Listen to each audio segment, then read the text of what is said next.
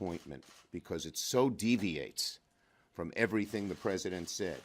He's walking the walk, he's talking the talk, but this plan shows he is not walking the walk. So just to be clear, you believe that the plan as it stands right now, with still a lot of details missing, would raise taxes on lower income Americans? It raises the rates on lower income families. If you're a family of four, you pay more because you lose the individual deductions for each individual. If you're from a state where you have relatively high taxes, you lose the state and local. Yes, a large percentage of middle-class families would pay more taxes. Looking at this plan, I think almost every wealthy family would get a big break. Senator,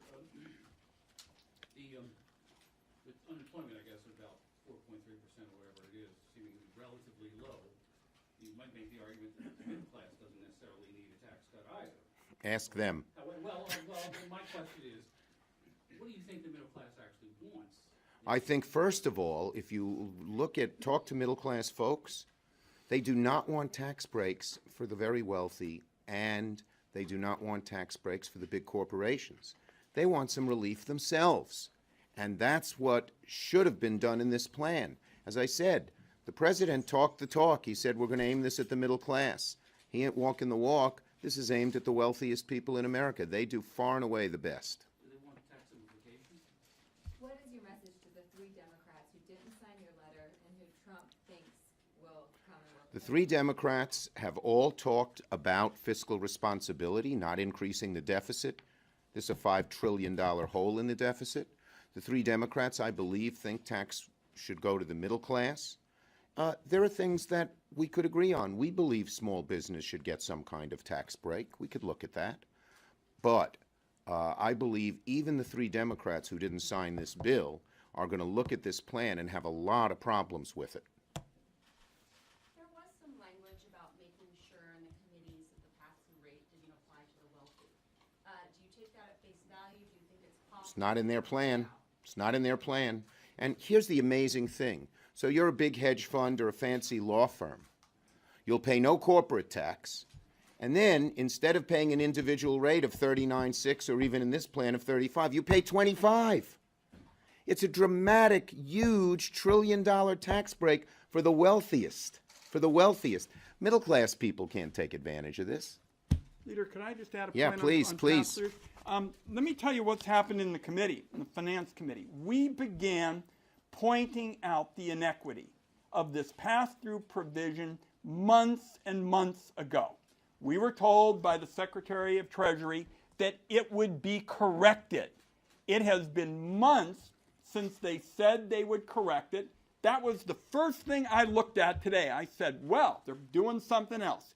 Maybe, just maybe, they're going to honor the pledge that they made months ago to correct it. They still haven't, number one.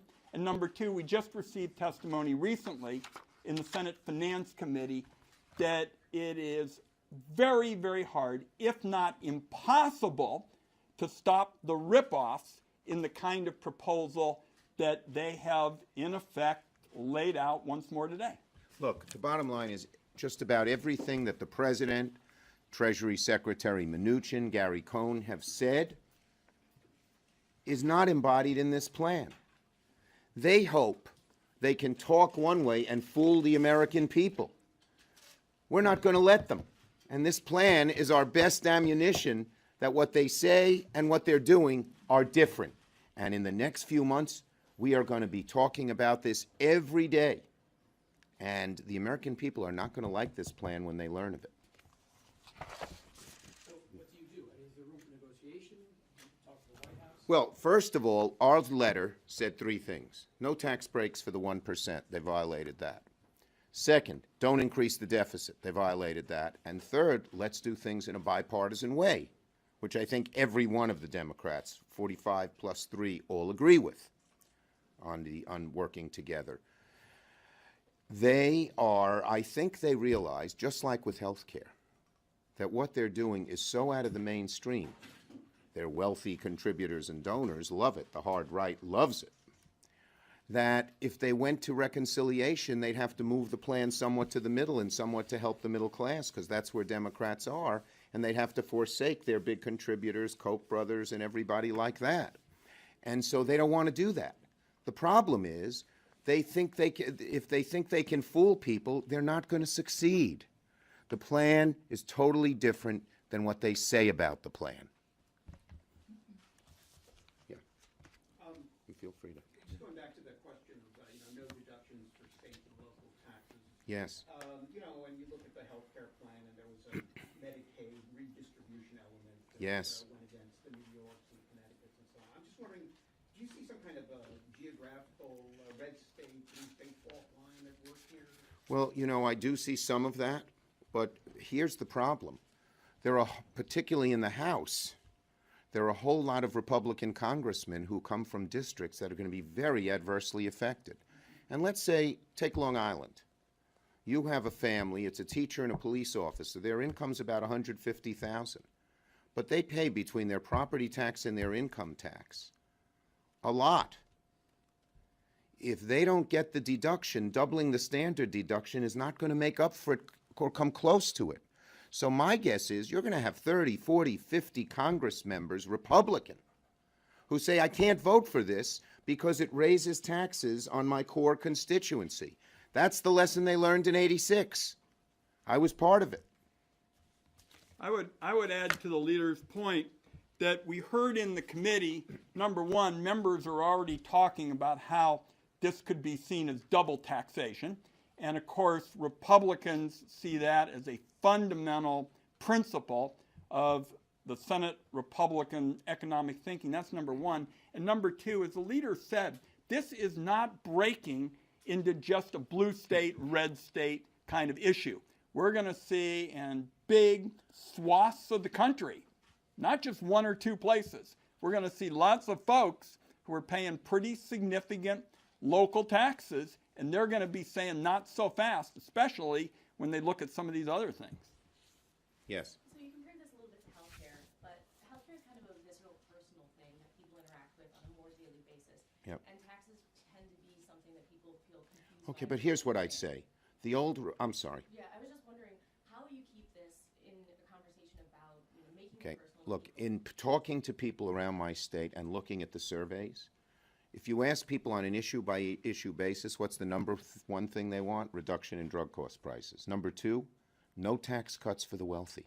People viscerally care about it. The old Republican plan, which they used to do, George Bush did it, give a small little break to the middle class and a huge break for the wealthy.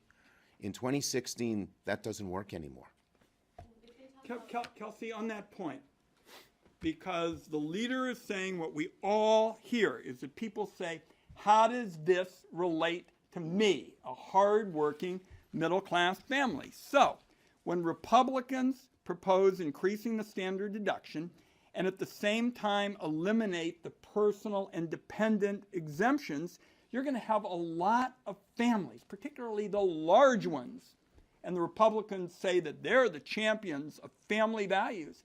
Those folks are going to have a net tax increase. Yes. And what the leader and I are saying is out there where we go to our communities, we both go to the communities and all over our state, people are going to start taking out a little sharp pencil here. If they're a middle-class person, and with the numbers that the leader and I have laid out, a whole lot of those middle-class folks, particularly the ones with big families, are going to pay more. It's pretty visceral when you're a middle-class person and this tax bill wants to raise your taxes $3,000, $4,000, $5,000. That's as visceral as health care, and it's going to affect as many middle-class people as health care. And one other thing, and I think people are aware of this, Social Security and Medicare are at risk in a plan like this.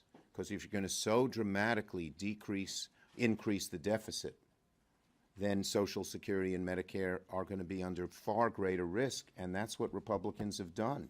Right after George Bush did a massive tax cut, he then said, let's cut Social Security. We have a big deficit. Thank you, everybody.